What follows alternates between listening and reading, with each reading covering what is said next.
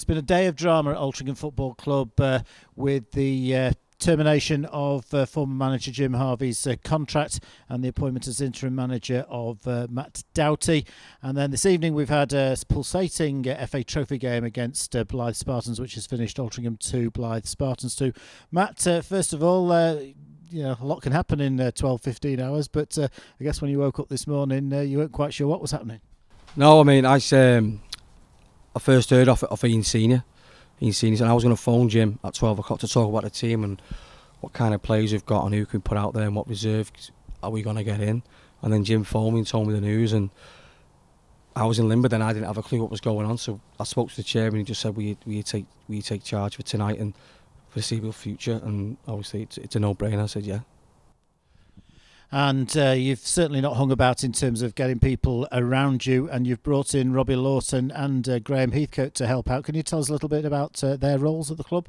Yeah, Robbie's going to come in and he'll be assisting me, and then Graham's coming in just to advise me, really, because I'm new to the game and the management game, and I don't think there's anyone better at the club to advise me on the way things I should be doing things. And obviously Robbie, he's wore the shirt, he wore it with pride, he wore it with passion, as did I. So I think it was a no-brainer to get Robbie in, because I want people around the club who love the club.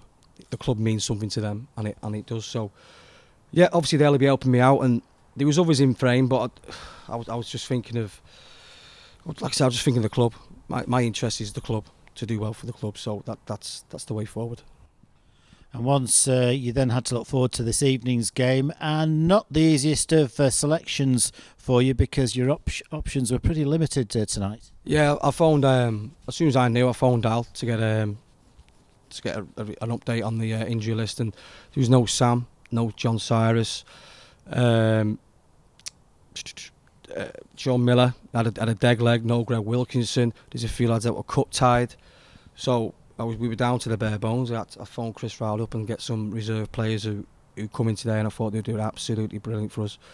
Ran the socks off, and I can't ask for any more. So yeah, it was difficult, but one I was excited about. Yeah, you brought in Harry Kane and Lawrence Taylor, and they certainly didn't let you down. No, not at all. No, if anything, they ran as much as anyone did out there. So I can't fault the players today. They give me everything, and that's all I want them to give me every single game. We will get better organisation wise and playing forward wise, and because their 2 goals came from our mistakes, us tippy tapping the football, and I told them before that I don't want that. No disrespect to you, but we ain't good enough to play out from the back and play forward. That's why we're bottom of the league.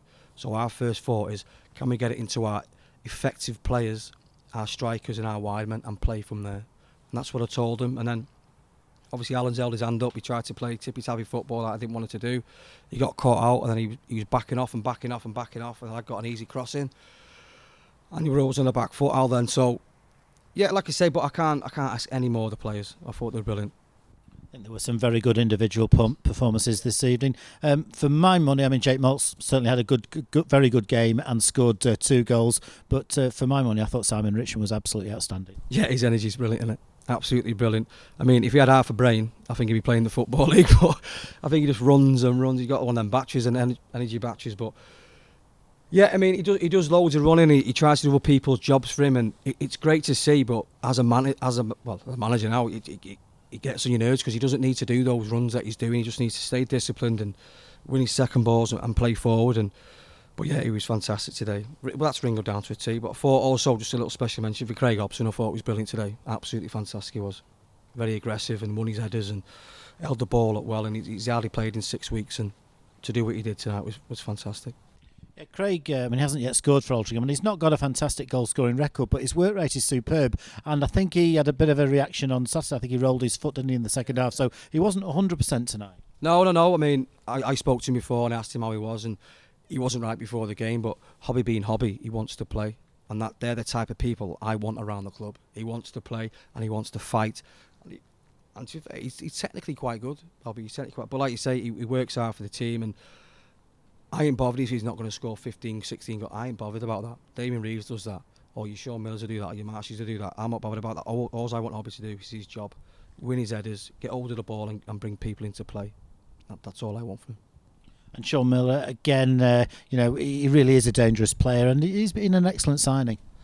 Yeah, well, he's since I've been here, he's been our best player by a country mile. He's the only one who's been very consistent in what he does. So I was quite disappointed actually today, Sean, because if I knew he'd be okay, he would have started the game. But I never knew. He didn't phone me. He come in and said, "I'm going to see how it is," and then 2 minutes later he said, "I'm okay to play." Well, I need to know beforehand, you know what I mean? But yeah, he's very effective in what he does, and he can go both ways, which helps me as a manager. So I can put him on the right, I can put him on the left, and just his end product sometimes lets him down. It'd be a cross or a shot, but I'm not going to stop him from taking on players, because that's his job. And it really was a mishmash at times today. We started off with a left back at right back, a central midfielder or a holding midfielder at left back, a midfielder in Jake Malt at centre back, and then all of a sudden you've got Harry Kane playing right back. So a really strange setup. He'd be a manager. No, but like we said, I went through the team today and I couldn't pick a right back at all. So I thought Robbie Dale would be playing, and I know Robbie Dale likes to jink inside and he's right. So I thought if Andy plays on the right, he's got the pace to stick with him. And obviously he comes in his right, he's left-footed. So that's what I was going with. And I wanted to go with a bit experienced back four. That was the biggest one, to go with a bit experienced back four. But like I said, I played Loz. Loz did brilliant. And then obviously I wanted to give Den some game time. And I thought he'd do really well when he'd come on. Smashed a few players into the sideline. But yeah, hopefully Dens can get more game time and he can be a real figurehead for us in the coming weeks.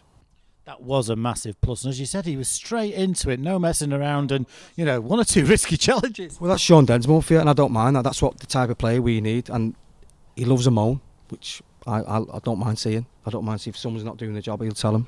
And I've got a lad coming in on loan, hopefully tomorrow, and he's exactly the same. If someone's not doing the job, he'll tell him, and that's the kind of people I need. If we're going to get out of this mess, that's the people we need. And we've not got a league game until a week on Saturday, but will you be looking to bring in players before then? Yeah, we'll put 7 days in for a player. Today, hopefully I'm speaking to 2 clubs tomorrow about players as well. So, like I said, it's no disrespect to our players, but it's the situation we are in is bigger than them. So I need to do what's right for the club, and what's right for the club is getting better players in to get us out of the mess. We've drawn tonight, so it's disappointing to draw at home at the FA Trophy, but in some ways there was a sense of optimism after the game, and whilst it's a tough away trip to Northumberland on Saturday, I think we can go there with confidence and with something to build on. Yeah, definitely. I mean, you know me as a player, I wasn't the greatest player, but what I gave 100% every game, and I made sure I started the next game because I give me all. And if people like that today give me the all, then I can't ask for any more.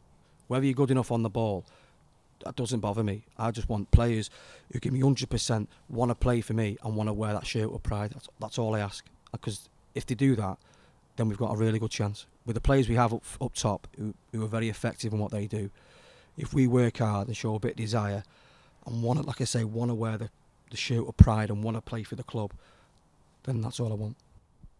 That's Matt Doughty, newly installed interim manager at Altrincham Football Club following the 2-2 draw in the Build Base FA Trophy third qualifying round against Blyth Spartans this evening.